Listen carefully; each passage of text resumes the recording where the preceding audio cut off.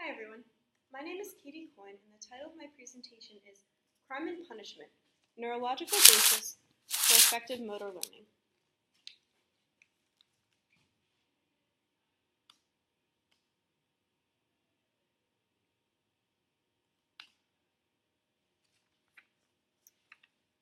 Now, I have never done well with criticism, constructive or otherwise, and for a while I believed wholeheartedly in the old adage that it is better to teach positively, that it is better to reward good behavior instead of punishing mistakes, that people do better when they're learning with a growth mindset.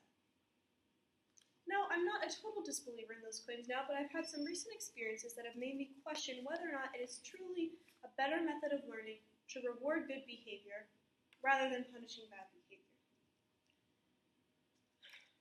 As an 18-year-old, one thing that I've learned to do recently is drive.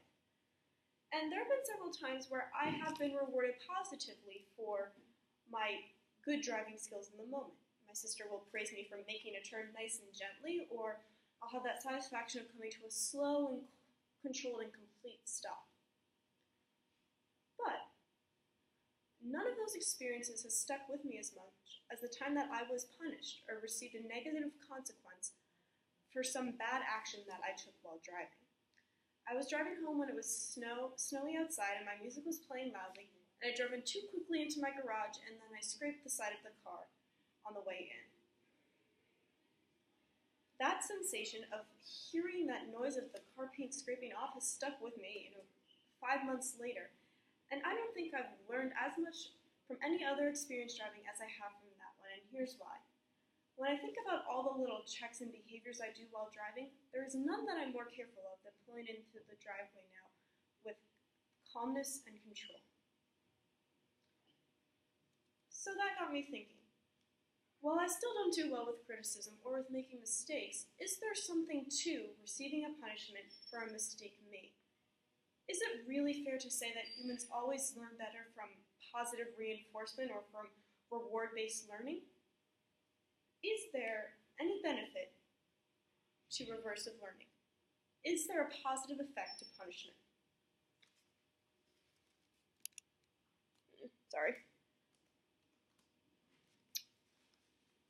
When I talk about learning, I'm talking about a systematic, relatively permanent change in behavior that is the result of some experience.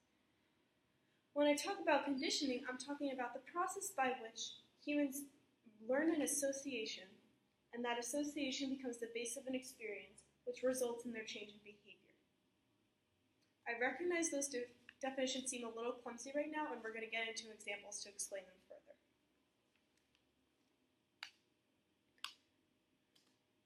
Now, aversive and appetitive conditioning are two distinct types of conditioning. In appetitive conditioning, individuals grow to associate a neutral stimulus with a rewarding or pleasant one. If it helps you, you can think of appetitive conditioning as reward-based learning.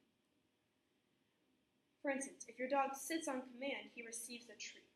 The dog learns to associate the neutral stimulus of sitting with the very positive one of the taste of the yummy treat that he so desires.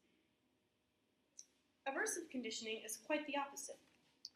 In aversive conditioning, individuals learn to associate a neutral stimulus with a very unpleasant one, something that they would be averse to. You can think of aversive conditioning as learning through punishment. Aversive learning and aversive conditioning, or the process by which aversive learning takes place, are what I'm investigating in this presentation. I'm looking to see what their role is and how maybe we misjudge that role.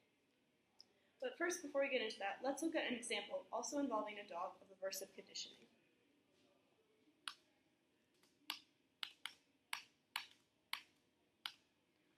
So let's say that you want to train your dog to not bark, You want to train your dog to not bark, and you've decided that the best method is going to be to punish bad behavior, to embark on aversive conditioning rather than appetitive conditioning. Prior to any of your conditioning takes place, two pathways already exist within your dog's brain. A dog will think about barking, he will bark, and he'll probably feel fine. Totally independent of that pathway, if a dog receives a shock, he will feel first pain and then anxiety.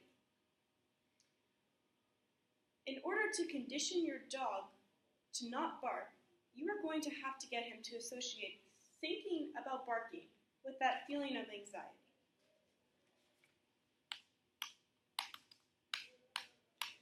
And so, you will repeat the following process over and over again.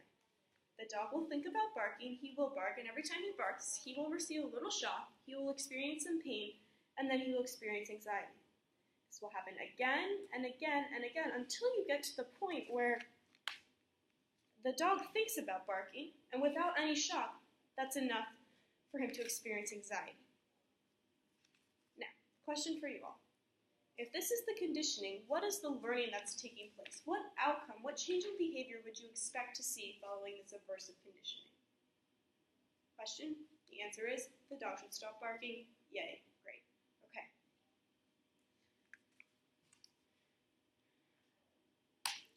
So that is aversive learning from a psychological standpoint. Let's look at a neurological basis. So, neurons, as you all may or may not know, are the basic cellular building blocks of the brain. I have here a diagram of a neuron. These extensions here are called dendrites, and they receive electrochemical signals from other neurons. Those signals are processed in the cell body. They move along the axon, which is included by the myelin sheaths, and then they are sent from the axon terminals to other dendrites of other neurons.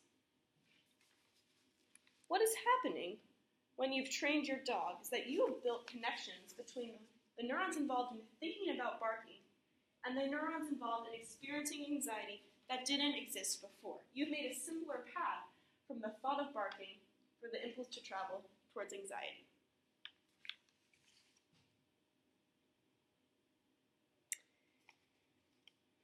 In this presentation, I'm going to talk to you about two different scientific studies that explore the differences in aversive and appetitive learning. The first study focused on what is actually happening inside the brain and which regions are being engaged when an individual is either being taught via reward or punishment. The study finds, spoiler alert, that aversive and appetitive learning are concerned with different regions of the brain. And that's where the second study comes in. If aversive learning and appetitive learning occur in different regions of the brain, wouldn't it make sense that they're useful for different purposes?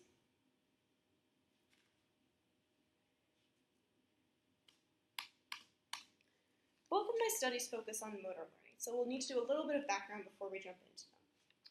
Motor learning is defined as a change in the capability for responding. Motor learning is most often related to improving the smoothness and accuracy of simple and complicated movements. A baby learning to crawl is a good example of motor learning, which is why I put the cute picture up here. The baby learns to pair neutral stimuli, for example, the sensation he feels gripping the carpet, with either pleasant or unpleasant ones. An unpleasant stimulation might be, ooh, I feel dizzy, that's that inner ear fluid swirling about. And he connects that with, oh, I put my hand on the carpet this way. By learning associations between previously neutral stimuli and rewarding and punishing ones, the baby learns to crawl more efficiently. The studies I looked at are interested in the question of whether or not reward-based learning or punishment-based learning is more effective in learning motor movements.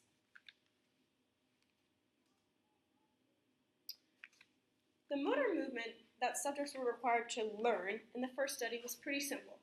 They had to shoot at a target on a screen. There was a cue period, as you can see here, a little delay, and then the target appeared. Subjects then had to move a cursor and click on it, and then they would receive feedback on their performance. The subjects were divided into three groups. One was a control group, which just received no feedback. One was a gain group, which received reward-based feedback, and one was a loss group, which received punishment-based feedback.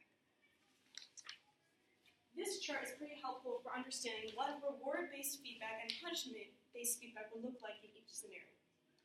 Let's say a person in the gain-based feedback group hit the target fast enough and accurately enough.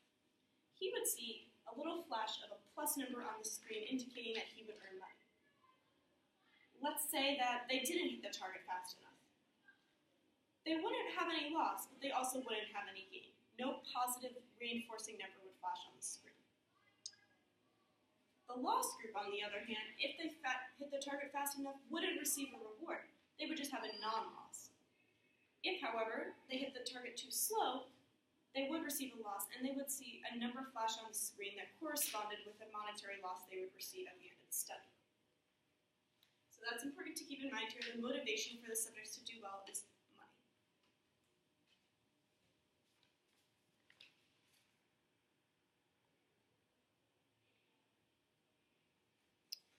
So, in the time frame between being told what the nature of the task was that they were expected to do and what either their reward and punishment would be for it, and the time when they started the activity, the scientists put the subjects in an fMRI machine to see which regions of their brain were most active. On the left, you have the subjects that were expecting reward-based feedback, and on the right, you have subjects that were expecting loss-based feedback. These are the people that would see negative numbers flash on the screen when they did something wrong. And these are the people that would see positive numbers flash on the screen when they did something right. Now, what can you tell me about this picture, specifically where the regions of color are located? Okay, they do look kind of similar, but are they exactly similar? No, and that's important. Based on this MRI, we have reason to suspect that aversive learning and appetitive learning occur in slightly different regions of the brain. Now, who remembers the neurological basis for learning? What is actually happening when you're, quote, learning? Something involving neurons? Yeah? Neurons firing. Good job. So the scientists in this study then looked at the level of signal change in different regions of the brain in the group that was expecting a gain, a loss, or the control group. So this is a graph of the percent of signal change in the left ventral striatum, which is the region of the brain, and again, it's comparing the reward group, the control group, and the loss group. As you can see, there's a different amount of signal change between the group that was expecting to be rewarded and the group that was expecting to be punished for their ability to hit the target accurately. Okay. Next, scientists look at the percent signal change in the medial prefrontal cortex of subjects who, again, were either rewarded in a control group or punished. But this is when they were actually taking the test and they were actively seeing the either plus numbers or minus numbers flash on the screen. What can you guys tell me about these results? Right, there's a statistically significant difference between the signal change in both the left ventral striatum and the medial prefrontal cortex of individuals who are either rewarded or punished. These results, taken with the MRI done, would suggest that aversive learning and appetitive learning happen in different areas of the brain. So it's not unreasonable to suspect that maybe aversive learning is really good at one thing, and maybe appetitive learning is good at another. Maybe they operate by different mechanisms within the brain, and it's up to us to figure out which is more suited for what. That's what the scientists in the second study were looking at. Now, the second study was very similar to the first, but it was a little bit more complicated in setup, so I've done my best to break it down here. That looks intimidating. Subjects, again, had a basic motor test where they had to shoot a target on a screen. They were seated down at a desk, and they had their hand in a control box, and they had to use a cursor to aim at a target that was flashed on the screen. During the first phase, baseline with vision, the subjects just had to sit and shoot the target. This was to establish, as the name might suggest, a baseline of normal level in the ability of the subjects to hit their targets so that the scientists could compare how much they'd actually learned later on. Then they had a session of baseline without vision in which as the thing they shot was moving towards the target on the screen, it disappeared quickly. Scientists wanted to establish a baseline without vision because later on they would test the subject's ability to shoot the target with that no vision impediment. So after they had established both baselines for vision and no vision, scientists embarked on the part of the program where they were actually trying to teach the subjects. This is called the adaptation phase. During this phase, subjects were given feedback on whether or not they were hitting the target accurately. If you were in the reward group, you would see plus numbers flash on the screen based on how accurately you hit the target, similar to the last study. If you were in the punishment group, you would see negative numbers indicating monetary loss. And if you were in the random positive, you were in a control group essentially, and you were told that your score would have no bearing on how much money you made or lost. So there were 3 sessions of adaptation in which the subjects were trying to shoot at this target, and they were seeing numbers flash on the screen based on how well they did. The scientists then followed this period, the adaptation phase, by a period of no vision, during which, again, as the subject's little shooting thing was about to strike the target on the screen, it disappeared. So it was a slight obstacle.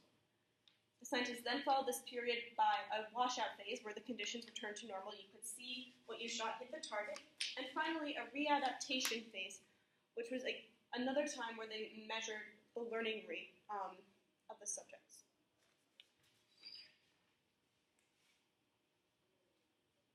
So the 2 times that the scientists actually measured how much better that the subjects were getting at shooting the targets accurately based on their baseline were the adaptation phases and the readaptation phases.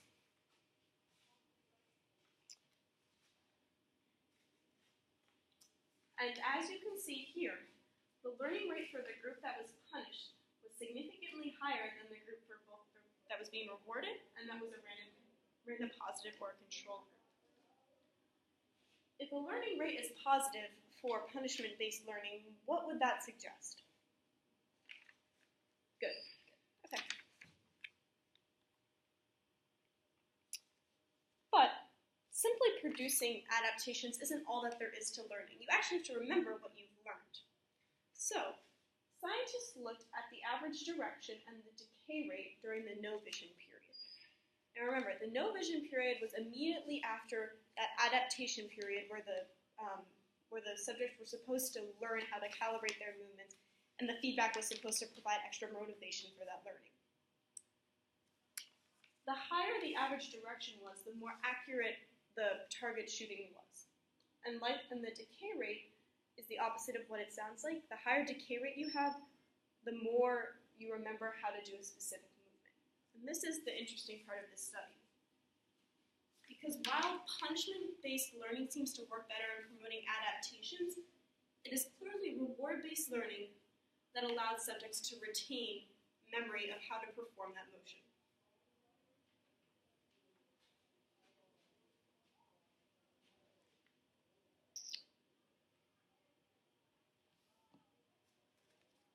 So what can we conclude? There are different mechanisms for both appetitive and aversive learning in the brain. 1, they take place in different places. 2, they have different signal changes within those different places. And 3, it's been demonstrated that while aversive learning produces adaptations at a higher rate than appetitive learning is necessary and preferred for long-term retention. So, I want to bring you all back to that question that I was asking myself at the beginning of the presentation. Is it better to reward good behavior, or is it better to punish bad behavior? Which is more effective in the end? And it looks like the answer is more complicated than a yes or no. Both appetitive and aversive learning have a role in different situations. However, I want to leave you with a final thought. As a culture that is often criticized of coddling its children, of having helicopter parents, of giving a prize to everyone, of not allowing failure, have we grown too averse to aversive learning? Now, to be clear, yelling at a child is not what I mean to suggest that you all should do. But remember that aversive learning requires the pairing of a neutral stimulus to an unpleasant one. This doesn't have to be a shock. It can be something as simple as a number flashing on a screen. But that unpleasant stimuli needs to exist for the learning to take place. Otherwise, you're back at square one, where there's no connection between barking and experiencing anxiety. So my final conclusion of this talk is that this talk isn't about being stricter or being harsher or being meaner when giving feedback. It's quite the opposite. I want to encourage you all to let go, to allow the unpleasant stimuli to exist in the hopes of producing a better adaptation rate. Thank you.